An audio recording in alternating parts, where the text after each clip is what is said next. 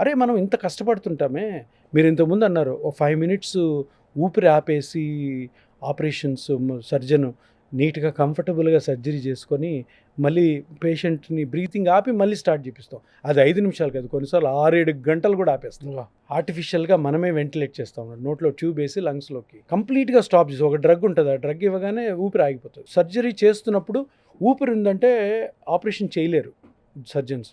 అలాగా 5, 6 hours, 10 hours కూడా ఆపి మళ్ళీ తర్వాత మళ్ళీ రికవర్ చేస్తాం. అంటే ఒక్కొక్క సెకండ్ కూడాను స్ట్రెస్‌ఫుల్ లైఫ్ అనమాట అనస్థీషియా. కానీ అనస్థీషియాలో ఉన్న డ్రాబ్యాక్ ఏంటంటే రికగ్నిషన్ లేదు. ఎందుకు ఇంత సార్? చేశాను. ఎందుకు? ఇన్ని సంవత్సరాలు అయిన తర్వాత నేను మేనేజ్మెంట్ పెయిన్ స్పెషలిస్ట్ వచ్చిన తర్వాత జనాలకి నా పేరు తెలుసు, కానీ నేను 16 సంవత్సరాలు అనస్థీషియా చేశాను. నా పేరు ఎవరికీ తెలీదు. ఓకే. సో, ఇట్లాంటి ఎంతోమంది మా గురువులు ఎంతోమంది ఉన్నారు. ఎన్నెన్నో రిస్కీ కేసెస్‌కి అనస్థీషియా ఇచ్చారు. ఎంతోమందిని చనిపోయే వాళ్ళని బయట పెట్టారు. ఎవరి పేర్లు తెలియవు.